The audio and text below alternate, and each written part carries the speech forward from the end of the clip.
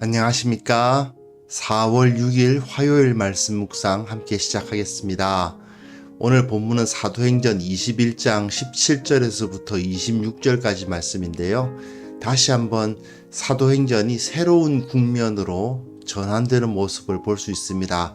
바울이 겪는 여러 가지 경험들이 사실 우리의 삶에 상당히 큰 도전과 어떤 삶의 원칙을 보여주죠. 오늘도 이 말씀을 가지고 우리의 삶이 변화되고 이 변화된 삶을 통해서 이 세상 가운데 예수 그리스도의 영광을 나타내고 무엇보다도 그 가운데 주님께서 베풀어 주시는 하늘에 속한 신령한 복들을 충만히 누리실 수 있기를 바랍니다. 이 시간 함께 말씀을 보는 시간 갖겠습니다. 예루살렘에 이르니 형제들이 우리를 기꺼이 영접하거늘 그 이튿날 바울이 우리와 함께 야고보에게로 들어가니 장로들도 다 있더라. 바울이 문안하고 하나님이 자기의 사역으로 말미암아 이방 가운데서 하신 일을 낱낱이 말하니 그들이 듣고 하나님께 영광을 돌리고 바울더러 이르되, 형제여, 그대도 보는 바에 유대인 중에 믿는 자 수만 명이 있으니 다 율법의 열성을 가진 자라. 네가 이방에 있는 모든 유대인을 가르치되 모세를 배반하고 아들들에게 할례를 행하지 말고 또 관습을 지키지 말라 한다함을 그들이 들었도다. 그러면 어찌할꼬? 그들이 필연 그대가 온 곳을 들으리니 우리가 말하는 이대로 하라. 서원한 네 사람이 우리에게 있으니 그들을 데리고 함께 결례를 행하고 그들을 위하여 비용을 내어 머리를 깎게 하라. 그러면 모든 사람이 그대에 대하여 들은 것이 사실이 아니고 그대도 율법을 지켜 행하는 줄로 알 것이라. 주를 믿는 이방인에게는 우리가 우상의 제물과 피와 목매어 죽인 것과 음행을 피할 것을 결의하고 편지하였느니라. 바울이 이 사람들을 데리고 이튿날 그들과 함께 결례를 행하고 성전에 들어가서 각 사람을 위하여 제사 드릴 때까지의 결례 기간이 만기된 것을 신고하니라.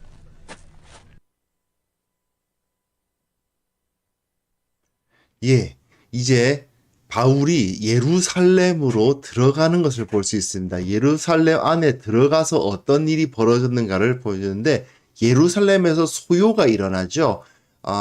19장에서 이 에베소에서 소요가 일어나지 않습니까? 크다 에베소 사람들의 아데미여 이래가지고 큰 소요가 일어나는데 이제 예루살렘에 들어와서도 마찬가지로 소요가 일어나는 것을 볼 수 있어요. 이방 사회의 소요와 예루살렘 하나님의 나라라고 불려졌던 그 이스라엘의 수도 예루살렘의 소요가 이렇게 서로 대비되면서 나타나게 될 텐데요. 오늘은 아직까지 소요가 일어나진 않았죠. 그 소요가 일어나기 전에 어떤 일이 있었는지에 대한 이야기를 이제 살펴볼 수 있습니다. 자, 다시 한번 우리가 바울이 왜 예루살렘으로 갔는가 이것에 대해서 좀 관심을 가지셔야만 합니다. 바울이 굳이 예루살렘으로 가려 했던 가장 중요한 이유가 무엇입니까? 왜 그가 마게도냐와 아가야 이 유럽 지역에서 헌금을 받아가지고 옛날 헌금은 이 돈이라는 것은 지금처럼 무슨 온라인으로 붙이고 또는 뭐 지폐 다발만 돼도 가볍죠. 근데 그게 아니고 금화, 은화니까 엄청나게 큰 뭐 괴짝에다가 돈을 모아가지고 위험하게 그걸 굳이 또 들고 예루살렘까지 가는 이런 수고를 왜 했을까? 예루살렘의 유대인 교회와 그리고 저 유럽이라든지 아나톨리아 반도 그러니까 지금의 터키 땅이죠. 그런 곳에 있는 이방인들의 교회가 결코 다르지 아니하다. 이들은 하나다라는 것을 선포하기 위함이었습니다. 분명 복음이라는 것은 유대인들에게 먼저 주어진 것이 맞습니다. 예수님이 유대인으로 오셨잖아요.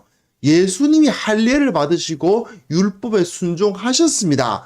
그러니까 분명히 복음은 먼저는 유대인에게 주어진 것이 맞습니다. 그러나 또한 복음은 유대인의 울타리에 머물러 있지 않고 모든 이방인들에게까지 전파되는, 그래서 먼저는 유대인에게요 또한 헬라인에게 구원을 주시는 능력이 되는 것이 바로 복음이 되는 거죠. 그런데 알겠다 이겁니다. 문제는 근데 알겠는데 예수를 믿은 유대인들이 예수님을 믿고 난 다음에 모든 이 땅의 이방인들이 다 구원을 얻는다는 거 알겠는데, 그러면 저 이방인들이 구원을 얻으니까 하나님의 백성이 되니까, 그렇다면 저 이방인들도 유대인이 돼야 되겠네, 이런 식으로 생각을 하는 거예요. 그러니까 유대인이 되려면 뭘 해야 돼? 할례 받아야지. 그리고 율법 지켜야지. 더 이상 너희들 돼지고기 먹으면 안 돼. 너희들 율법에서 금지한 음식도 먹어서는 안 되고, 율법에서 정한 대로 옷을 입어야 되고, 이렇게 이제 가르치는 거죠. 그런데 바울은 그게 아니라는 겁니다. 이 사람들이 할례를 받지 않았어도, 돼지고기 먹으면서도 예수님을 믿으니까 성령을 받고 구원을 받더라 이겁니다. 그런데 그걸 가지고 이 사람 이제 이미 구원받고 성령을 받았는데 이 사람 할례 받아야 된다, 율법 지켜야 된다, 이게 무슨 소리냐. 그래서 그건 아니다. 이방인은 이방인으로서 하나님의 백성이 되고 유대인은 유대인으로서 하나님의 백성이 되는 것이지, 이방인들이 유대인이 됨으로써 하나님의 백성이 되는 것이 아니다라고 가르쳤습니다. 자, 여기서 매우 중요한 것이요, 이방인은 이방인의 정체성을 그대로 가진 상태에서 하나님의 백성이 됩니다. 그리고 유대인들도 마찬가지입니다. 유대인들도 유대인의 정체성을 그대로 가진 상태에서 하나님의 백성으로서 그대로 남아 있는 것입니다. 이게 중요합니다. 유대인이 이제는 나는 유대인이 아니고 그리스도인이야 라고 말하면서 자신이 살아오던 방식들을 다 바꾸고 네 아들들에게는 할례를 행해서는 안 되고, 이게 아니란 말입니다. 그게 아니고 유대인은 유대인으로서 살아오던 방식대로 그냥 살아요. 그러면서도 예수님을 믿으면 하나님의 백성이 되는 겁니다. 이방인도 마찬가지입니다. 이방인이 살아오던 방식으로 그냥 살아요. 하지만 그 마음에 예수 그리스도를 믿으면 예수님께서 원하시는 삶을 살게 되고, 그리고 그것을 통해서 하나님의 백성이 된다는 거죠. 그게 로마서와 갈라디아서에서 가르치는 바울의 가장 중요한 메시지입니다. 그런데 문제는 이렇게 아무리 가르쳐도 뭐 지금처럼 매스미디어가 있어서 한꺼번에 가르칠 수 있는 것도 아니고, 또 사실 매스미디어에서 한꺼번에 가르쳐도 사람들은 오해하지 않습니까? 네, 심각한 오해가 예루살렘 교회 내에 있었던 겁니다.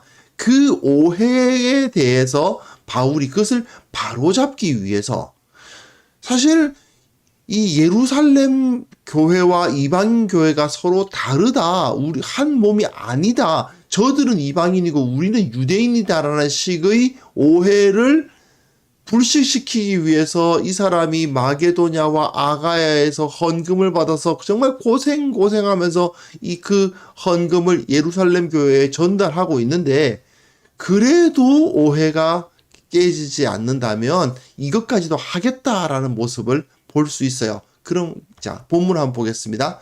예루살렘에 이르렀습니다. 예루살렘에 드디어 들어갔어요. 그러니까 형제들이 우리를 기꺼이 영접합니다. 기뻐하면서 받아들입니다. 자, 바울 혼자 들어간 것이 아닙니다. 바울이 함께 팀을 이루어서 다녔죠. 누가도 이들 가운데 있었죠. 우리라고 되어 있지 않습니까? 우리. 즉, 이 사람들은 이방인과 유대인이 함께 어우러져 있는 전도단입니다. 이 사람들이 예루살렘에 들어가니까 그 형제들이란 말은 예수님을 믿은 유대인들이죠. 유대인들인데 예수님을 믿은 사람들이 기뻐하면서 이들을 영접합니다. 그 이튿날에 바울이 우리와 함께가 누굽니까? 역시 그 팀이죠. 그 팀 안에는 이방인들도 있습니다. 유대인만 있는 게 아니에요. 이방인과 유대인이 함께 있는 겁니다. 야고보에게로 들어갑니다. 야고보가 예수님의 동생 야고보입니다. 예수님의 동생 야고보, 이 당시 예루살렘 교회의 수장 역할을 감당하고 있었습니다. 저는 야고보만 생각하면 정말 좀 어땠을까 그런 생각을 해요. 왜냐하면 저는 이 예수님 동생 야고보가 얼굴도 좀 예수님과 많이 닮았을 것 같거든요. 정말 예수님처럼 생긴 사람이 딱 앉아가지고 예루살렘 교회의 수장 노릇을 하고 있으면 얼마나 좀 멋있었겠다 그런 생각을 할 때도 있는데, 어쨌든 그 야고보에게로 갑니다. 그래서 그들과 함께 대화를 하고 영접을 해요. 바울이 문안하고 야고보 사도에게 인사를 하고 하나님이 자기 사역으로 말미암아 이방 가운데서 하신 일을 낱낱이 설명을 합니다. 자, 제가 어디 갔는데 어떤 일이 있었고, 에베소에 갔는데 거기서 마술책이 다 타는 일이 벌어지고, 아데미 그 신상을 섬기는 사람들이 그냥 그 때문에 난리가 나고 그런 이야기까지 다 했겠죠. 그렇게 하니까 그들이 듣고 하나님께 영광을 돌렸다라고 되어 있습니다. 자, 야고보, 이 유대인이죠. 유대인 교회의 수장입니다. 그런데 이 사람이 이방인들을 기꺼이 받아들이고 그들 가운데 어떤 일이 일어났는지 다 듣고, 그리고 하나님께 영광을 돌리고 있어요. 즉 유대인들이라 하더라도, 같은 유대인이어도 예수님의 동생 야고보는 이방인들로서 예수님을 믿은 사람들에 대한 편견을 가지고 있지 않았다. 이게 굉장히 중요합니다.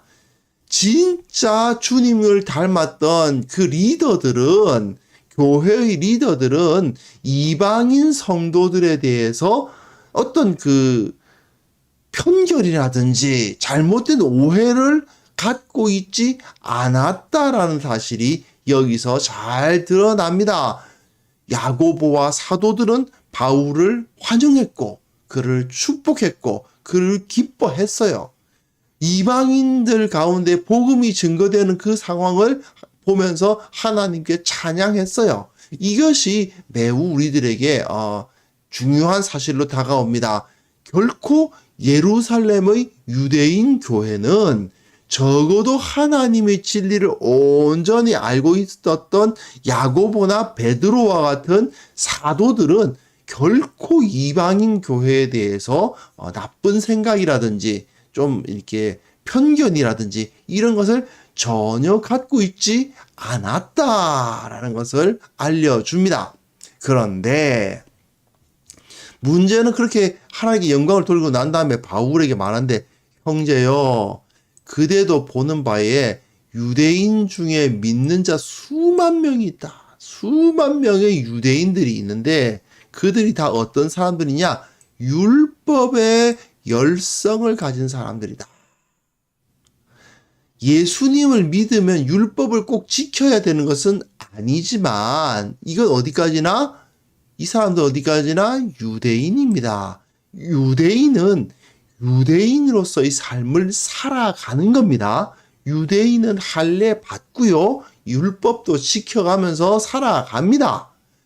이방인들은 굳이 할례를 받을 필요가 없고 율법을 곧이곧대로, 물론 율법에 나타나 있는 하나님의 뜻을 이루기 위해서 노력해야죠.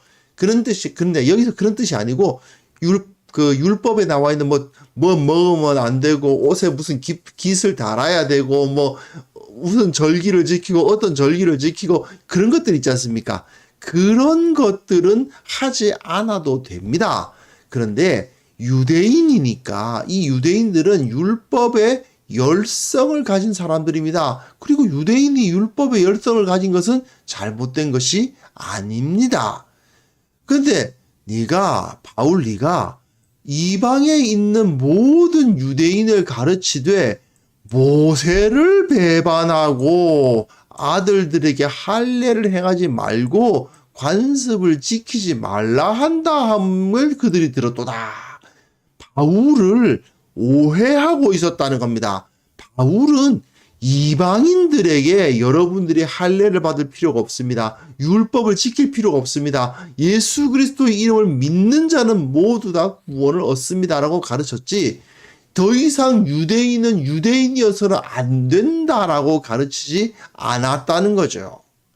자, 우리는 대한민국 국민입니다. 한민족이죠. 한민족은 한민족으로서 하나님을 섬깁니다. 한민족이 유대인이 돼야만 하나님을 섬길 수 있는 것이 아니에요. 마찬가지로 유대인들은 그냥 유대인으로서 예수님을 영접하고 예수님을 섬기고 하나님의 백성이 됩니다. 그러니까 유대인들은 여전히 율법에 있는 여러 가지 관습들을 지키고, 그리고 할례를 행하고, 그리고 율법을 중요하게 생각하면서 살아가는 겁니다. 그래도 됩니다. 그것이 유대인의 삶이니까요. 근데 문제는 이 유대인들이, 바울 저자는 자기도 유대인이면서 유대인의 율법을 지키지 않고 유대인의 그 전통을 회방하는 자다라는 오해를 갖고 있었다는 겁니다. 예수님도 유대인으로서 사셨습니다. 예수님도 할례 받으시고 예수님도 율법 지키시고, 그리고 기본적으로 율법에 순종하신 분이죠. 그리고 바울도 마찬가지란 말입니다. 그런데도 이 유대인들은 바울이 이방인들에게 한 이야기를 가지고 유대인들에게, 이방에 있는 모든 유대인을 가르쳤다. 유대인들에게 그런 식으로 가르쳤다라고 오해를 하는 사람들이 너무 많다. 수만 명이 있으니 내가 아무리 교회의 수장이라 한다 하더라도 내가 그들에게 바울 당신에 대해서 어떻게 변호를 해주고 하는 것이 이게 참 곤란하다. 그러면 어찌할꼬? 그들이 필연 그때가 온 것을 들었을 텐데, 바울이 왔다는 이야기를 들었을 텐데, 자, 저 사람들이 오해를 하고 있고 그것에 대해서 좀 나쁜 마음을 품고 있고 그러면 좀 위험하지 않겠느냐. 그리고 저 사람들에게도 어떤 상처가 되지 않겠느냐. 그런 이야기를 하는 거죠. 그래서 이제 어떻게 해야 되냐. 우리가 말하는 이대로 하라. 서원한 네 사람이 우리에게 있으니, 서원했다는 말은 나실인의 서원을 했다는 얘기입니다. 내가 하나님 앞에서 나실인, 드려진 자로서 살겠다는 서원을 한 사람이 4명이 있다는 겁니다. 근데 이제 그들을 데리고 함께 결례를 행하라. 나실인으로서 살아가는데, 나실인은 어떻게 합니까? 마지막에 제사를 드려요. 제사를 드릴 때에 이제 한번 본문을 한번 볼까요? 나실인 결례가 민수기 6장에 나오는데요. 나실인의 법은 이러하니라. 자기의 몸을 구별한 날이 차면 그 사람을 회막문으로 데리고 갈 것이요. 여호와께 헌물을 드리는데, 헌물이라는 것은 어떤 성전을 위한, 또 성막을 위한 돈을 바치는 것을 의미하죠. 드리는데, 어떤 헌물을, 여기서는 이제 민수기니까 번제물로 1년 된 흠 없는 수양 한 마리와 속죄 제물로 1년 된 흠 없는 어린 암양 한 마리와 화목 제물로 흠 없는 수양 한 마리와 무교병 한 광주리야 고운 가루에 기름 섞은 과자들, 기름 바른 무교 전병들, 그 소재물과 전제물이면 포도주까지도 포함되는 거거든요. 자, 이 예물을, 그러니까 번제물, 속죄제물, 화목제물, 그리고 소제물, 무교병, 그리고 과자들, 기름 바른 무교 전병, 그리고 그러니까 포도주까지 이걸 바쳐야 됩니다. 사실 비용이 상당했겠죠. 상당히 비싼 그것이 바로 이 나실인이 되는 겁니다. 내가 오늘부터 며칠까지 나실인이 되겠습니다. 라는 말은 나의 삶을 그 기간 동안 주님 앞에 구별된 삶을 살겠습니다. 라고 선포하는 거 아닙니까? 그리고 그 기간이 끝나면 자신의 머리카락을 다 밀고 그 머리카락을 태워서 이제 제물로 드리는 거죠. 내 몸을 태워 드릴 수 없으니까 내가 어느 정도 정결하게 내 기간을 채운 다음에 그 기간 동안 내 머리를 길렀던 그 머리카락을 태워서 주님 앞에 제물로 바칩니다 하는 의미로 하는 건데, 그냥 머리카락만 바치는 게 아니라 이렇게 번제물, 화목제물, 속죄제물, 벌써 가축이 벌써 3마리고, 이게 고린도전서가 아니네요. 이제 번제물, 그리고 속죄제물, 화목제물, 뭐 전제물, 소제물 이런 걸 다 드리니까 사실은 비용이 굉장히 많이 듭니다. 근데 서원한 4사람이 있는 거면 4사람이 점점 각각 이 제물을 다 드려야 되는데, 그들을 데리고 함께 결례를 행하고 당신도 이제 나실인으로서 자신을 바친 것이 있으니까 그것을 통해서 함께 이 사람들과 결례를 행하고 그들을 위하여 비용을 내어 머리를 깎게 하라. 머리를 깎아서 그 머리카락을 태워드린다고 말씀드렸잖아요. 그러면서 이 제물도 바쳐야 되거든요. 그 머리를 깎게 한다는 말은 머리만 깎는다는 뜻이 아니라 제물을 함께 바치게 하는데 그들을 위하여 비용을 대라. 어이구, 그러면은 바울이 바친 것까지, 그러면 어떻습니까? 이 제물이 몇 마리입니까? 1년 된 흠 없는 수양 5마리, 속죄 제물로 1년 된 흠 없는 어린 암양 5마리, 그리고 흠 없는 수양 1마리, 화목 제물. 그뿐만 아니죠. 광주리, 과루, 과자들, 기름, 이거 다 5명분을 준비하자는 겁니다. 이거 어이구 굉장히 비싼 겁니다. 물론 바울이 그동안 사역하면서 이곳저곳에서 헌물 받아온 곳이 있으니까 그 헌물을 통해서 지출할 수도 있겠지만, 그러나 중요한 것은 이걸 통해서 야고보는 뭘 권면하고 있냐면, 이 사람을 봐라. 너희들 나실인 규례 지켜봤냐? 너희들 나실인으로서 너 자신을 바쳐봤냐? 사실 유대인이라 하더라도 그 수많은 유대인들 중에서 정말 나실인 서원을 하고 나실인으로서 주님께 자신을 바치는 사람 많지 않거든요. 정말 열심을 가진 사람들만 그렇게 한단 말입니다. 그런데 주위에 있는 사람 4사람의 나실인 비용을 자기가 직접 대가면서 함께 나실인 결례를 행한 사람이 있었으니 그 사람이 누구다? 바울이다. 그런데 그 사람이 율법을 뭐 지키면 안 된다라든지 아들들에게 할 일을 행하지 말라고 한다든지 그랬을 것 같냐? 말도 안 되는 소리 하지 마라. 요렇게 하자는 거예요. 지금 야고보는 바울이 유대인들 중에서도 가장 경건하고 가장 헌신적인 모습을 유대인들 앞에 보여주자 이겁니다. 다른 사람들이 비용까지 부담하면서 그 결례를 행하는 모습을 보면 누가 당신 앞에 저 사람은 유대인 모세를 배반했다. 저 사람은 원래 유대인으로서 태어났으면서도 유대인이 아닌 것처럼 유대인의 삶을 배반한 사람이다. 누가 이런 말을 하겠느냐? 당신이 이렇게 나실인, 자기만 나실인이 아니라 다른 사람까지 이렇게 후원해가면서 하면 당연히 오해가 풀려질 것이다.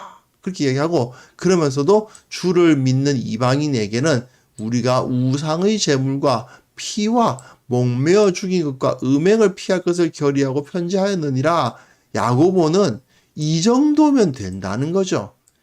주님을 믿는 이방인, 즉 이방인 그리스도인들은 할례를 받아야 된다든지, 또는 무슨 율법에는 돼지고기도 먹으면 안 되고 뭐도 먹으면 안 되고, 그게 아니고 우상에게 바쳐졌던 제물과 피째 먹는 것, 그러니까 피와 목매어 죽인 것, 이거 피째, 피를 빼지 않고 먹는 것, 그리고 음행, 이런 것은 좀 피해줬으면 좋겠다. 이렇게 결의하고 이미 편지를 했다. 그 사도행전 15장에 나오죠. 사도행전 15장에 예루살렘 공의회에 더 이상 이방인이 유대인이 되어야 된다는 주장을 하지 마라. 이렇게 결의를 했단 말입니다. 다만 이 이방인 성도들에게 우리가 유대인으로서 여러분을 형제로서 받아들일 때 우리가 도무지 여기까지 용납하기가 너무 힘드니 여기까지는 좀 안 해줬으면 좋겠다. 이렇게 편지를 했단 말이죠. 예, 그것을 우리는 기억하고 있고 우리는 이방인들을 얼마든지 받아들일 마음을 가지고 있다. 그러니 당신은 유대인 아니냐? 유대인으로서 유대교를 이 유대인의 그 신앙을 이제 거부하지 않았다는 사실을 이 사람들을 데리고 보여줘라. 이렇게 야고보가 이야기를 하니까 바울이 즉시 순종합니다. 이 사람들을 데리고 이튿날 그들과 함께 결례를 행하고 성전에 들어가서 각 사람을 위하여 제사 드릴 때까지 결례 기간이 만기된 것을 신고하니라. 예, 이 사람이 성전에 들어가서 그 성전의 그 권세자들 앞에서 자신이 결례를 행했다라는 것을 신고하면서 자신은 유대인이다라는 것을 확고하게 이야기하고 있는 것입니다. 사실 더 이상 율법으로 구원을 받는 것이 아니다라고 가르친 것이 바울이면 틀림이 없어요.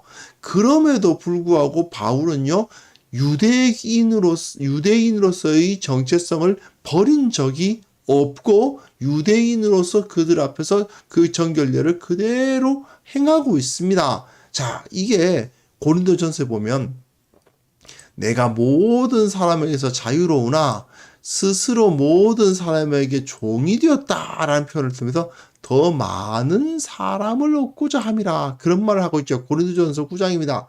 여기 사도행전이 아니고요. 고린도전서 9장에 보면 스스로 모든 사람에게 종이 되었다. 무슨 소리입니까? 이방인들 앞에 가면 이방인들이 종이요. 유대인들 앞에 가면 유대인이 종이에요. 그러니까 유대인들에게는 내가 유대인과 같이 되었다라는 말은 무엇이에요? 저 사람들이 유대인들 앞에서는 유대인 중에 유대인의 삶을 보여주는 겁니다. 왜요? 유대인들을 얻고자 함이요. 율법 아래 있는 자들에게는 내가 율법 아래에 있지 아니하나 율법 아래에 있는 자같이 된 것은 율법 아래에 있는 자들을 얻고자 함이다라고 이야기를 하고 있죠. 유대인들 앞에 가서는 내가 완전히 유대인 중에 유대인이 되어가면서 그 사람을 얻으려 했다. 이방인들 앞에 갔으면 어땠습니까? 그들을 다 포용하고 자기는 유대인이지만 이방인들을 다 포용하고 그들을 구원하기 위해서 노력했다라고 말하고 있지 않습니까? 이 정도로 바울은 자신의 모든 것 다 내려놓은 겁니다. 내가 유대인이지만 이방인들 앞에서 내 정체성을 내세우지 아니하고 또한 유대인들 앞에서 내 신앙을 내세우면서 그 필요 없다고 그런 거 다 하지 않아도 된다고 하는 식으로 주장하지 않고 그들 가운데 있는 유대인과 이방인 사이에 있는 거대한 문화적 종교적 편견 앞에 가서 예수 그리스도의 복음으로 이들이 하나 되는 것만 바라보고 있는 겁니다. 굳이 이렇게 결례 행하면서 다른 사람들을 위해서 비용 낼 필요 없어요. 굳이 이방인들 앞에 찾아가가지고 그 사람들의 삶에 맞춰주어 가면서 그들에게 복음 전하고 그럴 필요 없어요. 하지만 바울은 그 일을 하죠. 왜요? 예수 그리스도의 복음으로 말미암아 모든 사람들이 하나가 되는 역사를 보았기 때문에 복음에 의해서 그 일이 일어난다. 예수 그리스도께서 모두 온 세상을 다스리시는 모습을 보았기 때문에 그 일을 내게 자신이 그 일을 맡았다고 확신하고 있었기 때문에 이 세상의 시기와 반목과 갈등을 예수 그리스도의 십자가가 다 무너뜨리는 것을 그는 목격했기 때문에 자신의 것을 다 이렇게 내려놓고 그 일에 최선을 다하고 있는 것을 볼 수 있습니다. 사실 선교사님들 그렇지 않습니까? 자신은 한국인이고 그 나라에 들어가서 복음 전하는데 그 나라 사람들이 사는 방식대로 살고 그 나라 사람들이 먹는 거 먹어가면서 삽니다. 물론 자기 집에 들어가면 그래도 한식 먹고 싶어가지고 그렇게 하시는 거 되게 많으세요. 하지만 그렇게 어떻게든 그들 가운데 들어가서 그들에게 복음 증거하려고 선교사님들 노력하시는 거 보면 정말 바울의 마음이 어떠했는지 알 수 있는 것 같습니다.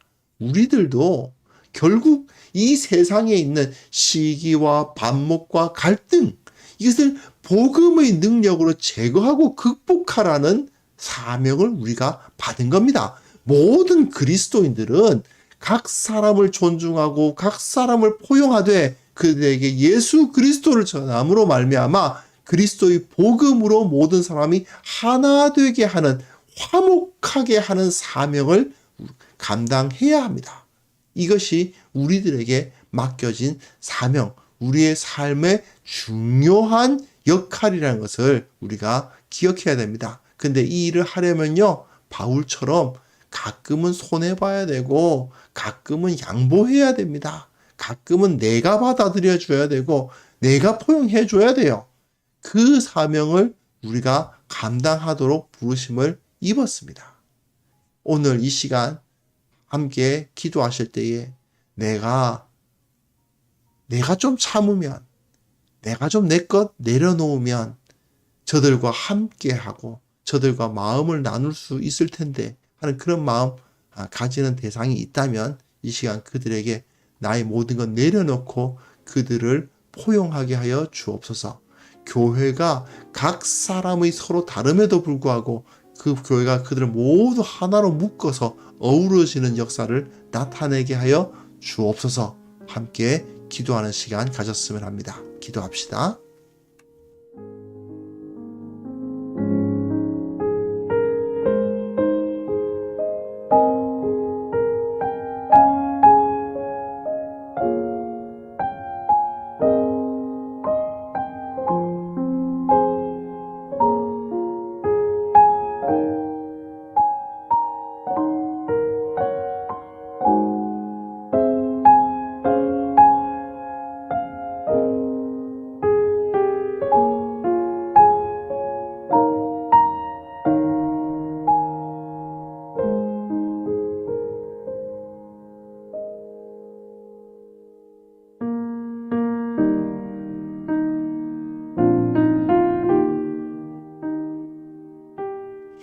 하나님 아버지, 주님께서 우리에게 자유를 주셨고 참으로 율법에 얽매이지 않도록 하여 주셨음을 믿습니다.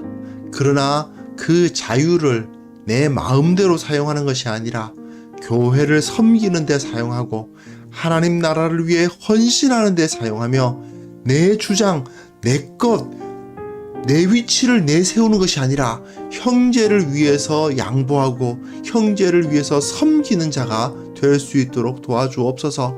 바울이 정말 모든 것을 내려놓고 유대인들 앞에서는 유대인들의 모습으로, 이방인들 앞에서는 이방인의 모습으로 나아가 그들에게 예수 그리스도의 복음을 증거함으로 말미암아 이들이 온전히 하나 되게 하기 위해서 최선을 다했던 것처럼 우리도 내 것 내려놓고 내 주장 내려놓고 나의 삶의 방식을 잠깐 양보하고 모두가 하나가 되는 그 길을 위해서 교회를, 형제들을, 지체들을, 이 땅의 사람들을 섬기는 자들이 되게 하여 주옵소서.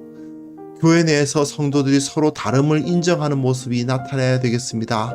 서로를 용납하고 포용하는 모습들 온전히 나타나게 도와주시고 그것을 통해서 다양한 사람들이 모여있지만 예수 그리스도의 이름으로 말미암아 하나가 되는 그러한 건강한 교회, 이상적인 교회, 바른 교회가 세워져 갈 수 있도록 도와주옵소서. 무엇보다도 교회가 오직 말씀의 권위, 복음 위에 바로 서야만 되겠사오니 복음의 능력으로 이 교회가 하나 되게 하여 주시고 복음의 능력으로 세상 가운데 나아가게 하여 주시고 이 세상을 하나님의 권능으로 변화시키는 역사를 일으켜 주시옵소서. 아버지, 오늘 하루도 주님 앞에 의탁합니다.